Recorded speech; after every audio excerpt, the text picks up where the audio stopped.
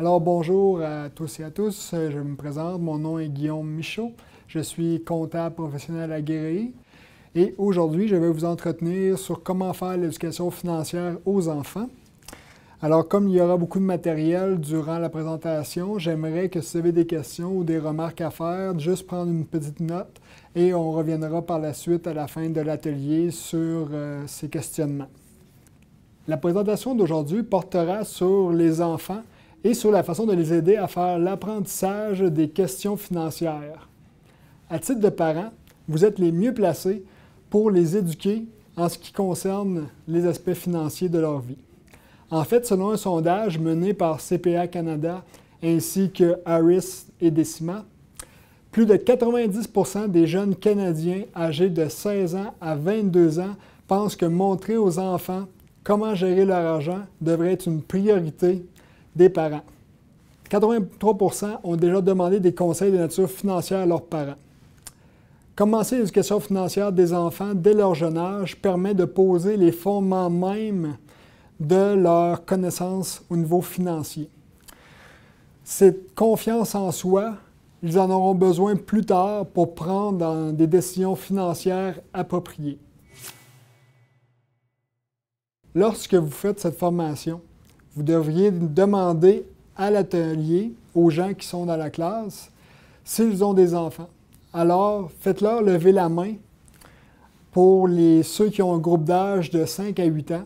Ensuite, vous leur faites lever la main pour ceux qui ont des enfants de 9 à 12 ans.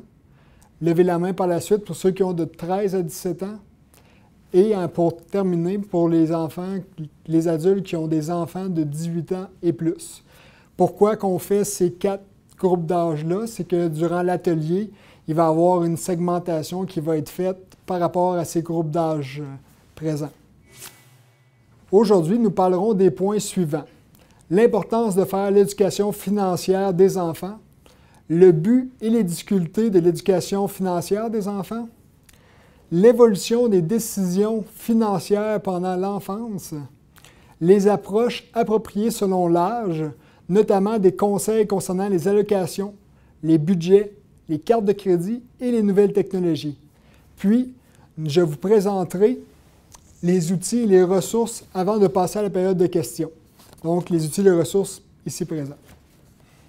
En tant que parents, nous voulons que nos enfants deviennent des adultes heureux et en santé, qu'ils réussissent et qu'ils soient capables de gérer leurs finances de façon autonome dans leur intérêt aussi bien que dans le nôtre. Si nous ne leur enseignons pas la gestion financière, nous en paierons peut-être le prix.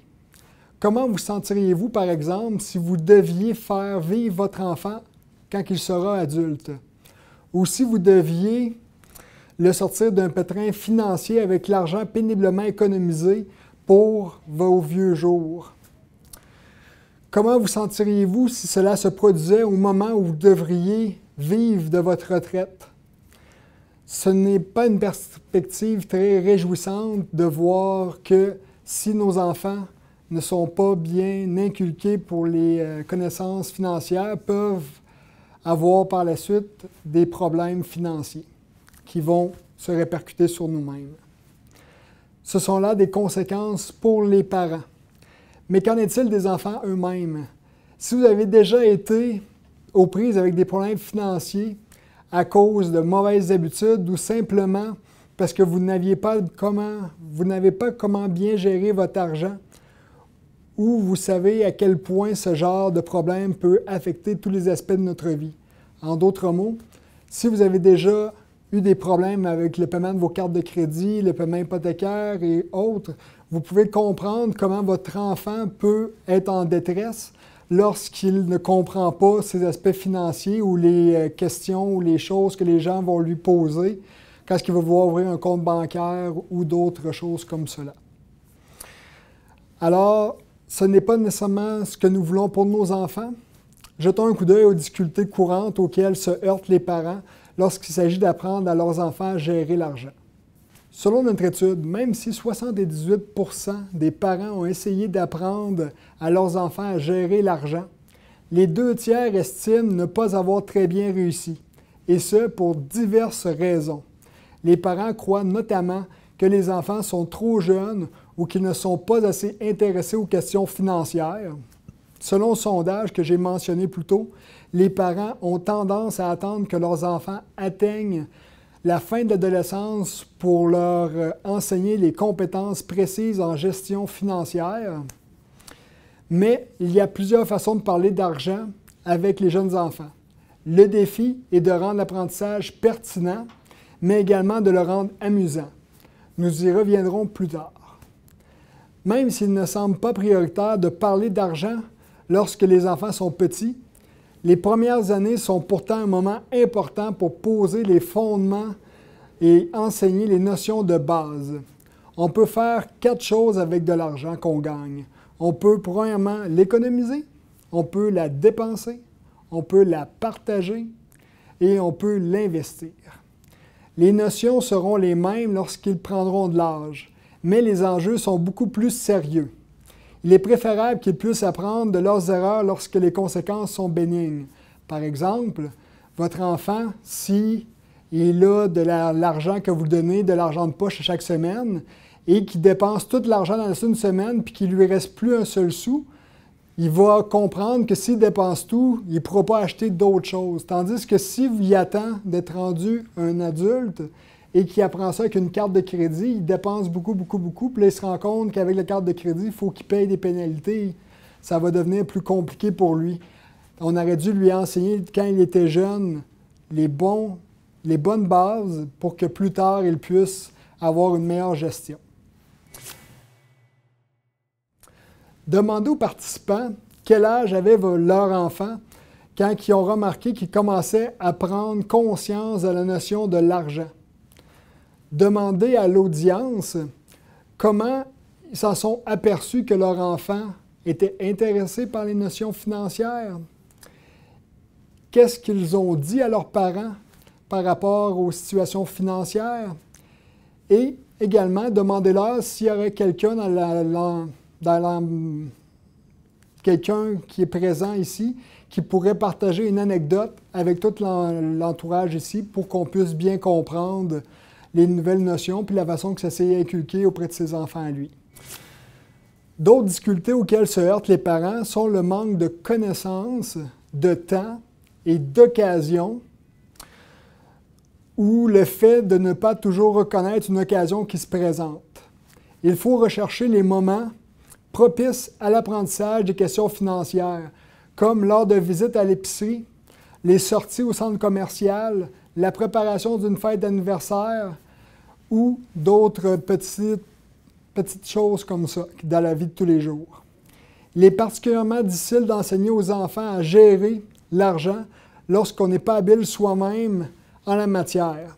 C'est embarrassant de devoir expliquer à notre enfant des notions qu'on ne comprend pas soi-même. Alors, il est beaucoup plus facile d'éviter simplement d'aborder le sujet, d'autant plus que les responsabilités familiales courantes exigent déjà beaucoup de temps. C'est pourquoi beaucoup de parents tardent à agir et, au final, les enfants n'ont pas eu les notions financières adéquates. Vous avez des adolescents avec qui vous n'avez pas encore abordé la gestion de l'argent? Est-ce que c'est trop tard? Non. Il n'est jamais trop tard pour acquérir de nouvelles connaissances ou apprendre à faire mieux. Mais vous verrez plus tard dans la présentation qu'on n'aborde pas la question d'argent de la même façon avec les jeunes enfants qu'avec les plus vieux. Parce qu'il y a toujours une question de maturité. Les jeunes enfants sont moins matures que ceux qui sont plus vieux. Alors, commençons par des conseils concernant les jeunes enfants âgés de 5 à 8 ans. Étant donné leur âge et leur manque de maturité, les jeunes enfants ont besoin d'être guidés. Ils n'ont probablement pas une attitude réaliste par rapport à l'argent. Commencez par des questions toutes simples. Qu'est-ce que l'argent? Quelle est la valeur de l'argent? Montrez-lui les différentes pièces de monnaie, les différents billets.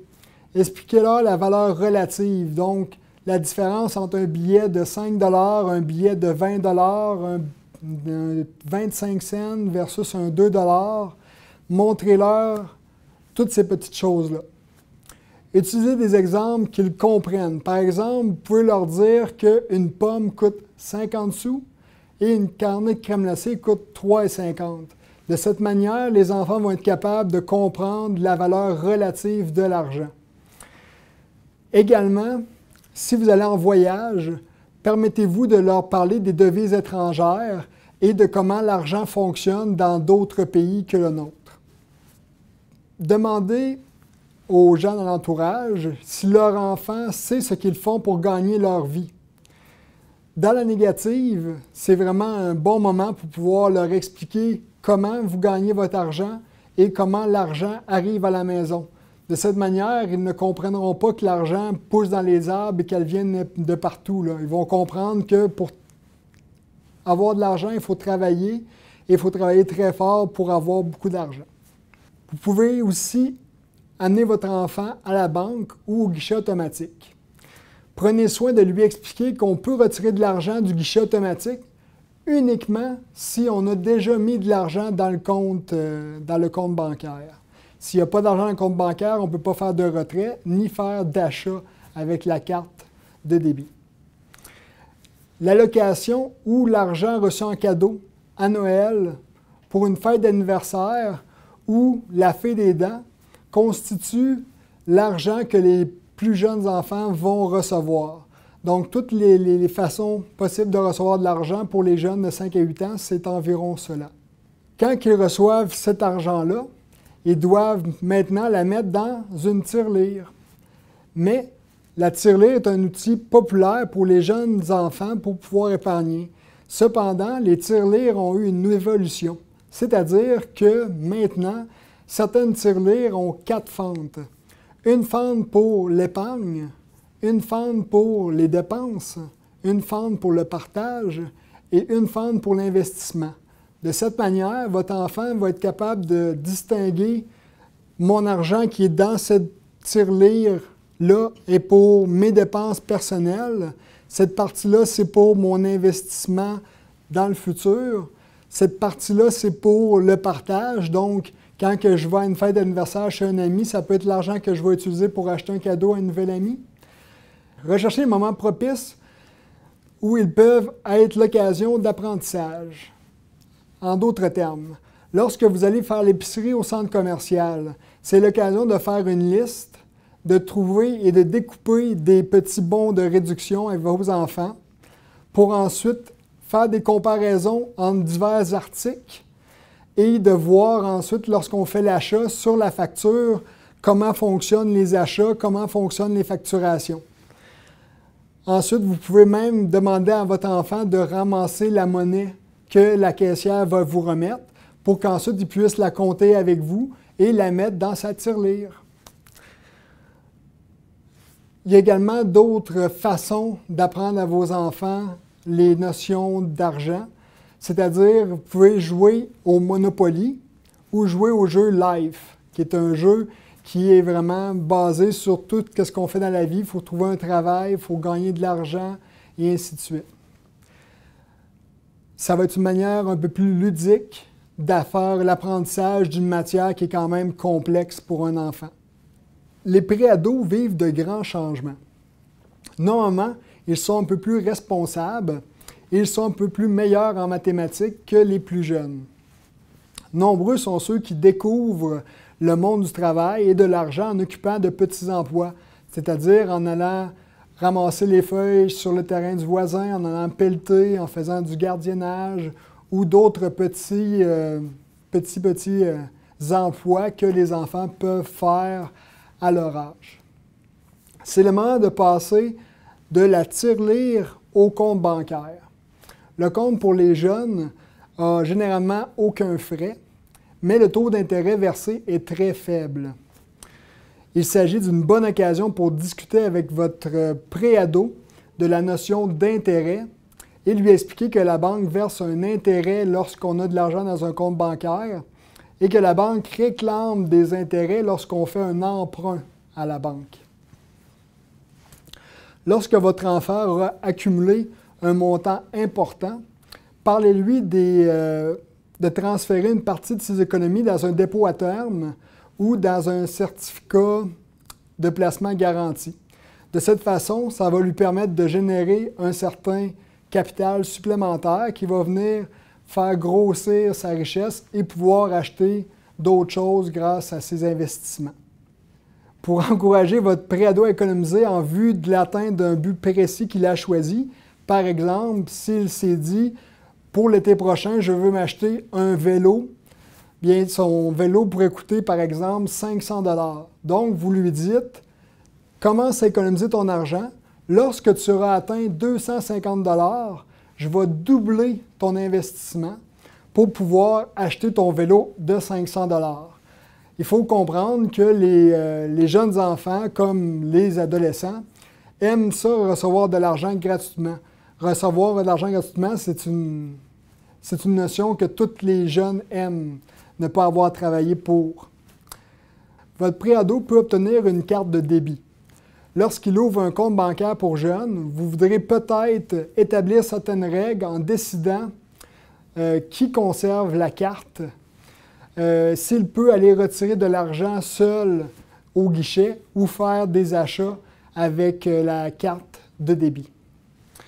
Assurez-vous qu'il sait qu'il y a généralement une limite au nombre d'argent qu'on peut sortir sur un compte bancaire par jour et par semaine et qu'il y a un montant maximal d'achat qu'il peut faire avec sa carte bancaire. Bien entendu, il doit y avoir de l'argent dans son compte pour pouvoir faire des retraits ou faire des achats. Donc, mentionnez-lui que l'argent n'est pas gratuit. Il faut absolument qu'il ait fait un dépôt pour pouvoir ensuite la retirer. Rappelez-lui certaines notions de sécurité, c'est-à-dire qu'il doit garder en tête les mots de passe qu'il a utilisés pour son compte bancaire et le NIP de sa carte bancaire confidentielle, c'est-à-dire c'est une information qui est juste pour lui et qu'il doit conserver uniquement pour lui. Faites un suivi bancaire avec votre enfant avec les relevés mensuels. Vous pouvez demander le relevé mensuel à chaque mois, puis faire une comparaison avec les factures qu'il a eues. Donc, demandez-lui de garder les reçus chaque fois qu'il fait un achat, ou également les bordereaux du guichet lorsqu'il fait un retrait. Comme ça, on pourra faire une consolidation de son compte bancaire à chaque fin de mois et comprendre où est-ce qu'il a passé de l'argent. Et de cette manière, on va pouvoir commencer à inculquer certaines notions de budget. Ensuite de ça, les préados sont très exposés à la publicité. Ils peuvent ne pas comprendre que la publicité les vise particulièrement dans le but de les convaincre d'acheter des produits qu'ils n'achèteraient pas nécessairement, outre s'ils avaient vu cette publicité. Il vous appartient de les aider à développer un esprit critique par rapport à la publicité. Les préados se préoccupent beaucoup de ce que leurs amis pensent, même que les préados, lorsqu'il y a une question d'argent, vont plus se rallier à leurs amis qu'à leurs parents. De là l'importance qu'ils aient de bonnes notions financières lorsqu'ils atteignent l'âge de préado. Lorsque votre enfant économise pour acheter quelque chose avec son propre argent, discutez avec lui de son achat après coup en lui posant certaines questions. Vous pourriez lui demander « Est-ce que ça en a valu la peine? Est-ce que l'achat valait les efforts que tu as dû mettre pour économiser l'argent nécessaire à cet achat? Qu'as-tu aimé ou moins aimé de l'expérience du magasinage? Que ferais-tu autrement le cas échéant la prochaine fois que tu voudrais acheter un item semblable? » Racontez une anecdote au sujet des habitudes de dépenses de votre préado. Donc, si vous avez un adolescent ou un adolescent d'un ami, parlez de ses habitudes à lui, des erreurs qu'il a pu commettre ou des bons coups qu'il a commis, rien que pour que les gens puissent mieux se situer et mieux comprendre les notions. L'adolescence est une période de transition entre l'enfance et l'âge adulte, qui implique davantage de responsabilités financières. Idéalement, vous aurez entrepris l'éducation financière de vos enfants il y a déjà longtemps. Si ce n'est pas le cas, sachez qu'il n'y a jamais trop tard pour enseigner les notions de base à votre enfant. Il s'agit d'une période déterminante pour l'acquisition par vos ados de compétences de gestion financière et pour l'éducation que vous leur donnez afin qu'ils soient capables de prendre de bonnes décisions financières. 85% des jeunes pensent que les adolescents qui apprennent à gérer l'argent grâce à leurs parents sont susceptibles d'avoir un meilleur avenir financier à l'âge adulte. Les adolescents peuvent commencer à gagner beaucoup de sous lorsqu'ils décrochent leur premier vrai boulot, c'est-à-dire lorsqu'ils vont avoir pris un emploi d'été, lorsqu'ils vont avoir un travail de camelot, passer les journaux, ou des petits travaux comme ça qu'ils vont avoir, mais qui ont un plus grand impact au niveau financier. Lorsqu'ils vont recevoir leur premier talon de paye, expliquez-leur la notion de salaire brut et de salaire net. Leur dire qu'il y a des retenues salariales, une retenue pour le gouvernement fédéral, retenue gouvernement provincial, on a la Régie des rentes du Québec, on a également l'assurance-emploi et plein d'autres retenues à la source qui sont faites sur la paye. Donc, si votre enfant a une paye de 1 000 brut, au net, il aurait peut-être une paye, par exemple, de 600 $. Lui expliquer que le 400 $, ce n'est pas une perte d'argent. C'est un montant qui a été pris sur certaines retenues. Puis quand il va être initié au rapport d'impôt, il va voir que certaines de ces retenues-là vont lui revenir en fin d'année. C'est également un bon moment pour parler de l'intérêt composé à vos enfants. Lui dire que si vous mettez, mettons, 100 $ à la banque, à un taux d'intérêt de 2 %. À la fin de la première année, vous allez avoir atteint 102 $. Par contre, l'année suivante, ça va être 2 %, pas sur le 100 $, mais sur le 102 $.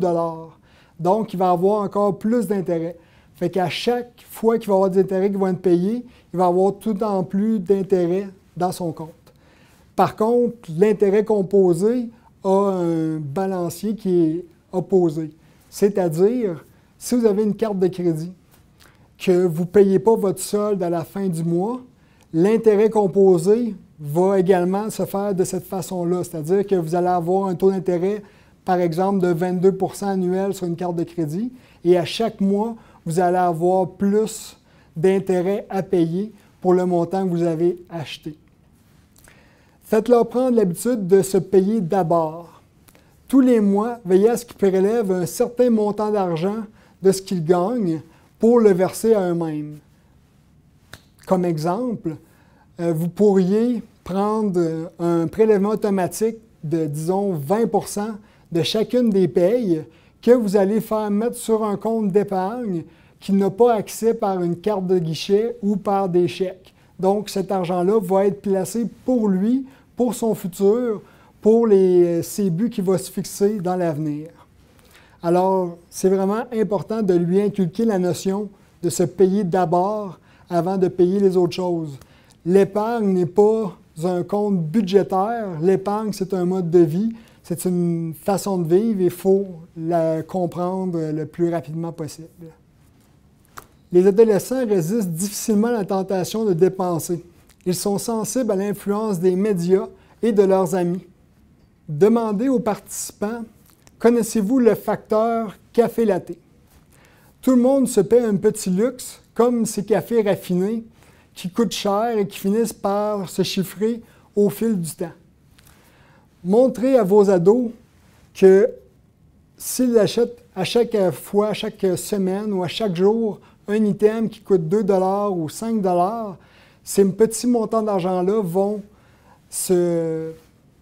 s'accumuler et vont devenir un très gros montant d'argent à la fin d'un mois, à la fin d'une année, au début de la retraite.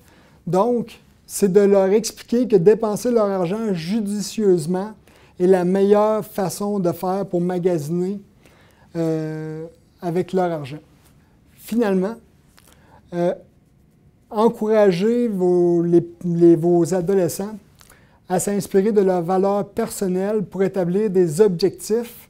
Par exemple, si votre adolescent valorise l'aventure et qu'il veut voyager, établissez avec lui un budget pour un voyage qu'il voudrait faire à la fin de son secondaire, à la fin de son cégep. Essayez de trouver une chose une façon qui va l'aider à valoriser les économies pour pouvoir investir davantage dans son avenir.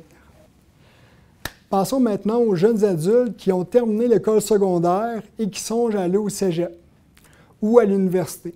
Parmi ceux qui ont reçu des conseils en matière de gestion financière par leurs parents, 70% sont optimistes ou très optimistes quant à leur avenir financier. Un des rites de passage en matière de finances est la production du premier rapport d'impôt. Des crédits d'impôt spéciaux pour les frais de scolarité, pour les manuels, peuvent être utilisés par vos jeunes adultes pour venir diminuer le montant d'impôt qu'ils auront à payer.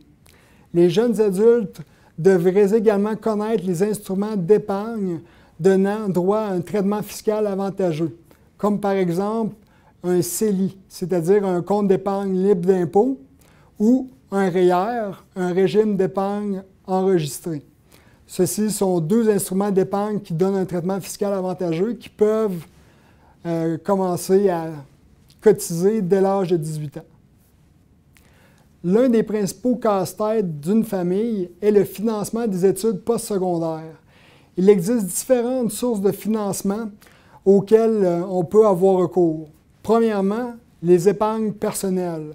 Donc, on peut avoir mis de l'épargne dans un régime enregistré d'épargne-études, un REE, à partir de la naissance de notre enfant jusqu'à temps qu'il commence des études postsecondaires.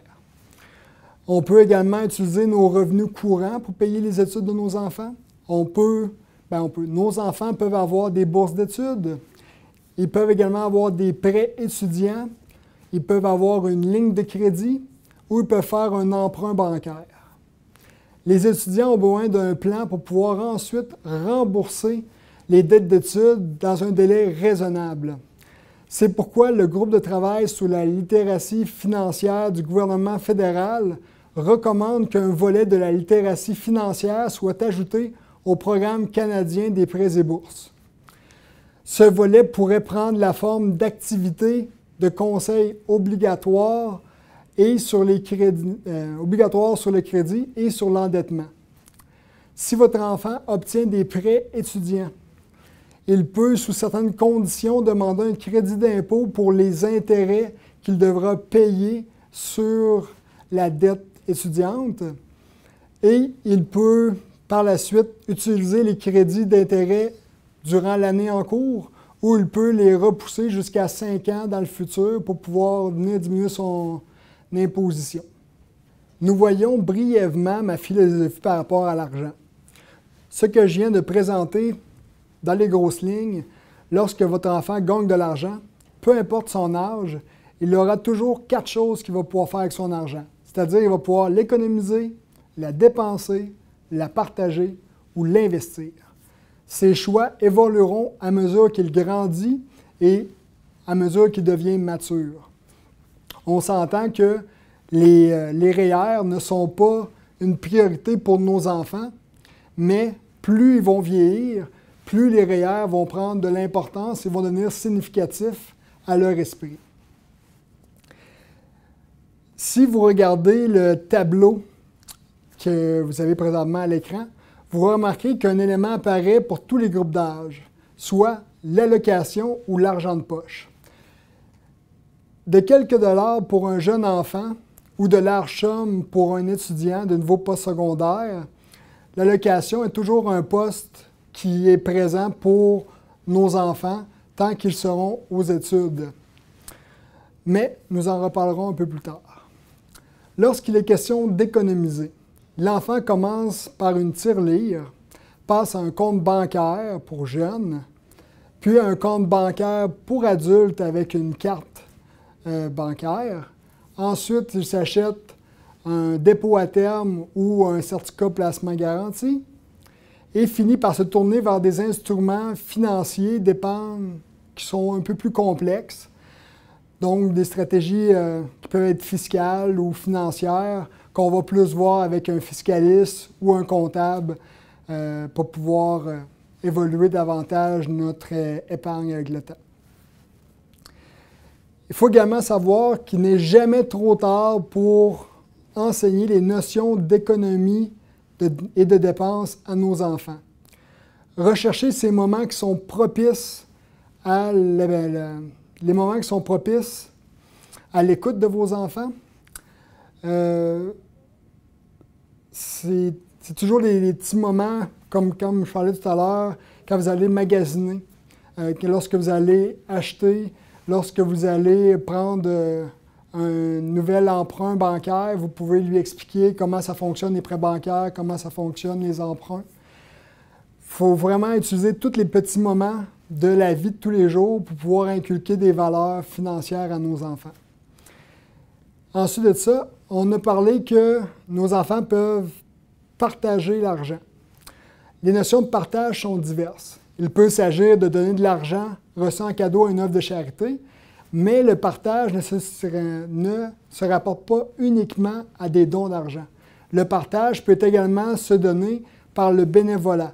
Donc, donner du temps à un organisme qui vous est cher ou aller à la messe pour aider le curé ou peu importe les activités de bénévolat que vous voudrez faire, ce sera toujours quelque chose qui va être une belle occasion de partager pour vous-même. Et votre enfant, ça va le permettre d'avoir une plus grande maturité et de mieux comprendre la vie lorsqu'il fera un peu de bénévolat. Finalement, lorsqu'il est question d'investir, avant que votre enfant ne se lance dans l'entrepreneuriat, peu importe son âge, amenez-le à réfléchir. Aura-t-il besoin de matériel ou de stock dans son entreprise? De quelle façon il va payer les stocks ou le matériel qu'il a besoin? Et comment il compte financer son entreprise? Les adolescents sont assez matures pour comprendre la notion d'intérêt composé, comme je le mentionnais tout à l'heure, qui consiste à obtenir des intérêts sur des intérêts et le capital initial.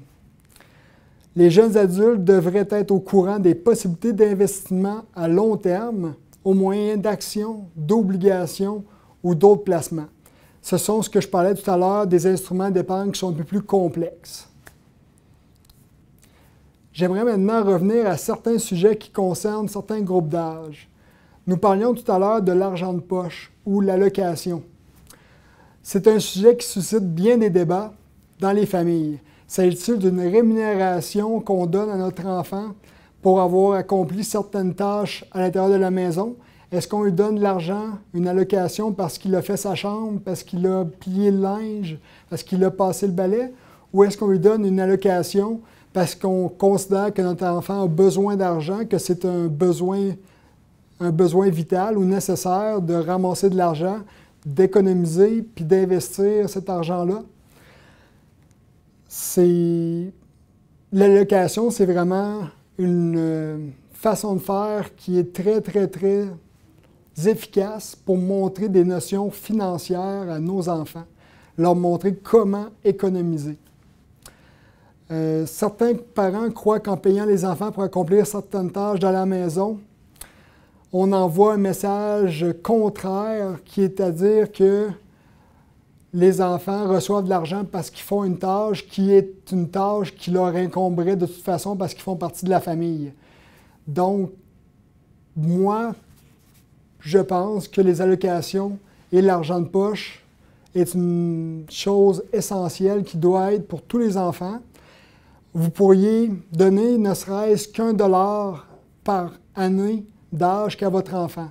Donc, un jeune adolescent de 10 ans recevrait 10 $ par semaine, tandis que votre plus vieux qui a 19 ans, qui est au cégep, lui pourrait recevoir un montant équivalent à 300, 400, 500 $ par semaine, dépendamment du budget que vous aurez fait lorsqu'il aura été parti pour ses études postsecondaires.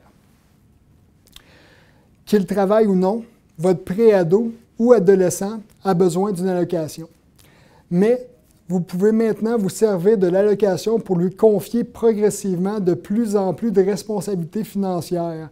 Par exemple, pour qu'il suffise à ses besoins de base ou à certaines de ses envies.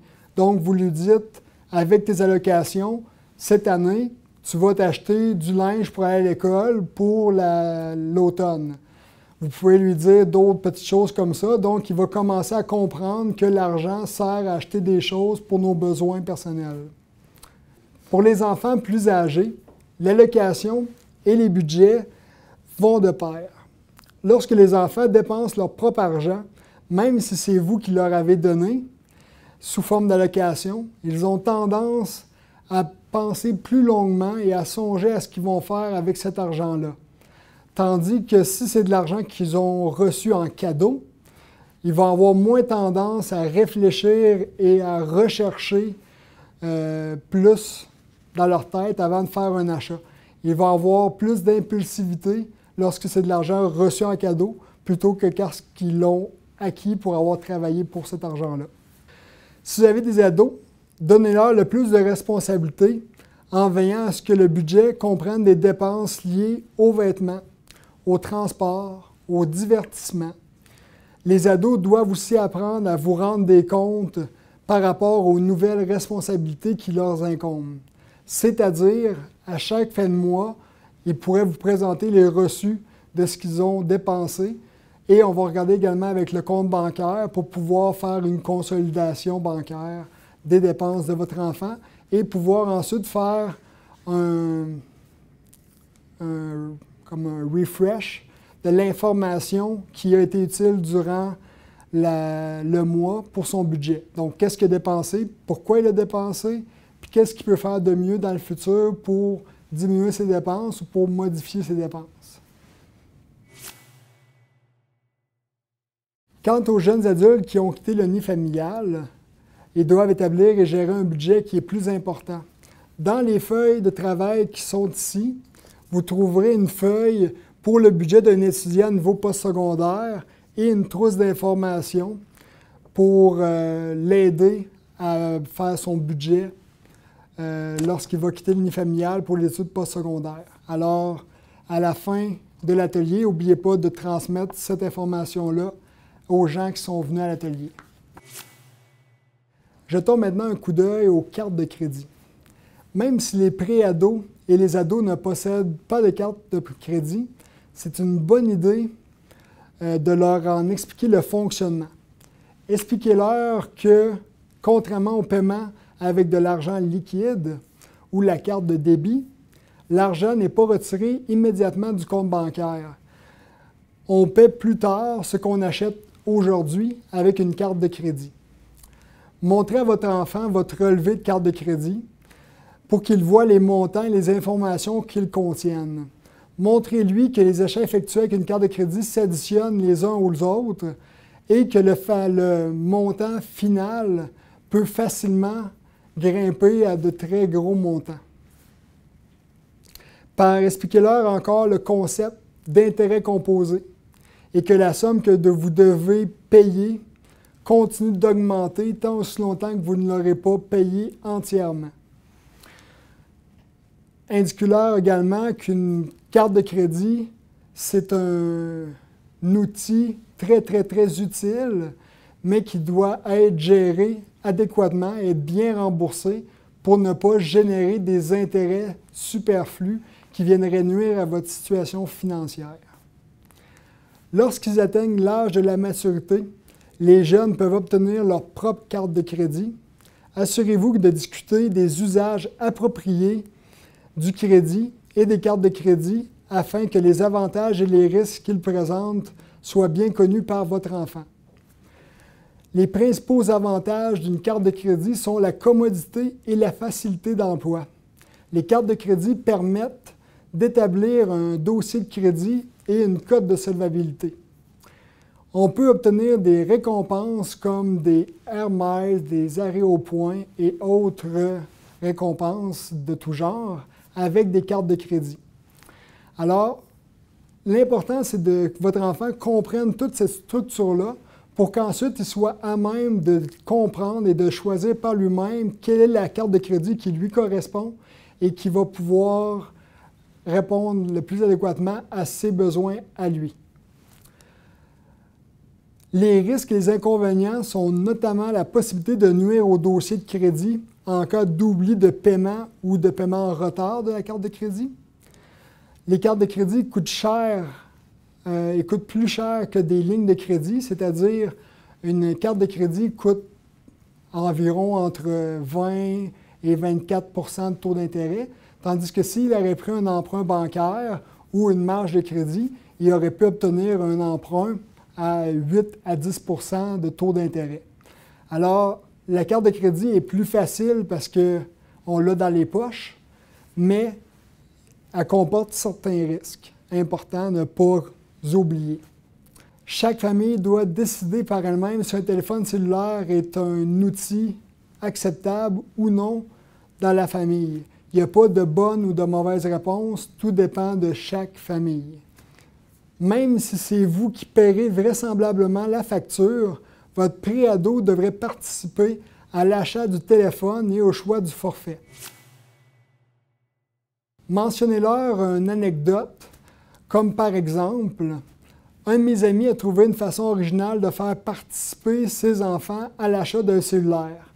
Avant d'acheter le téléphone, il a amené ses enfants dans un centre commercial et leur a demandé de se rendre à différents points de service de vente de téléphones cellulaires pour qu'ils puissent poser les questions pour savoir est-ce qu'ils ont besoin de messages textes illimités, est-ce qu'ils ont besoin de données pour aller sur Internet, est-ce qu'ils ont besoin de temps pour parler au téléphone, car croyez-le ou non, mais beaucoup de jeunes n'utilisent pas le téléphone pour téléphoner, mais plus pour faire des messages textes de nos jours.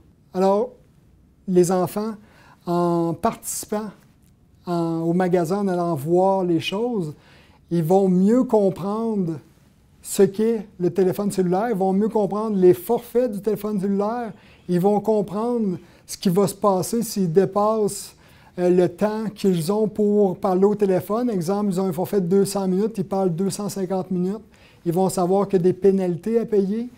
Donc, c'est une façon ludique, mais très efficace d'apprendre à vos enfants ce qu'est un cellulaire et comment ça fonctionne en les envoyant dans divers marchands de cellulaires. Comme les ados et les jeunes adultes sont des fervents utilisateurs de technologie, on devrait les encourager à les utiliser. Des applications qui sont sur les téléphones intelligents pour faire de la gestion financière. Il existe des applications mobiles pour pouvoir faire des budgets.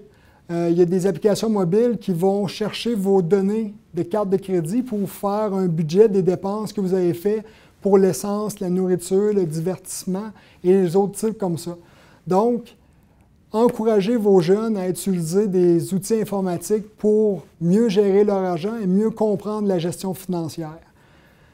De plus, une dernière petite chose à mentionner, faites très attention avec vos enfants aux frais d'itinérance lorsque vous allez à l'extérieur du Canada.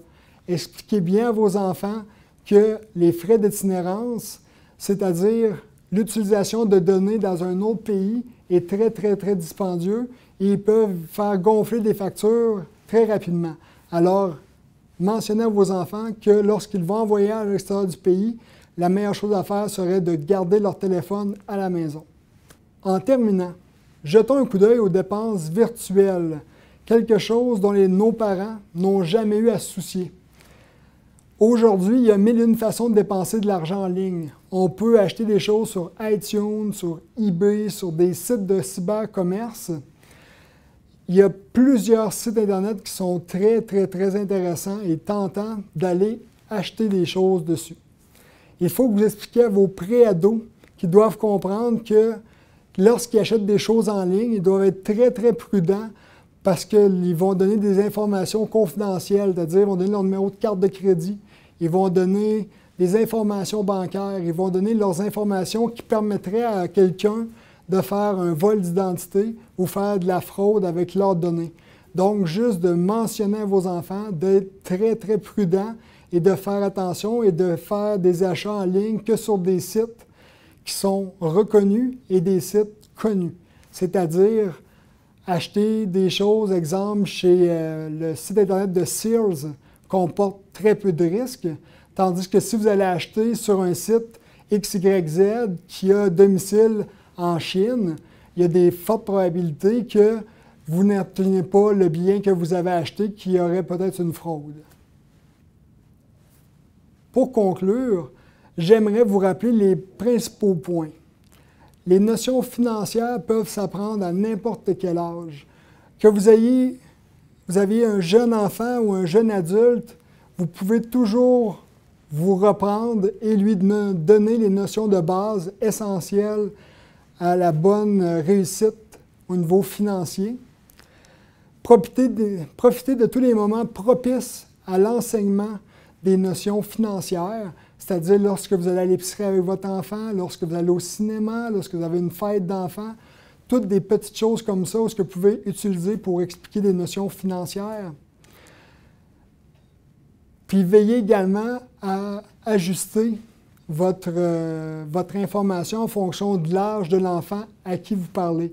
Si vous parlez à un jeune de 5 ans, vous ne lui expliquerez pas les choses de la même façon que si vous parlez à un jeune adulte de 18 ans. Les habitudes que vos enfants acquièrent à la préadolescence détermineront peut-être leur relation avec l'argent dans le futur lorsqu'ils seront âgés. Donc, c'est pour ça qu'ils doivent apprendre des bonnes notions financières lorsqu'ils sont jeunes.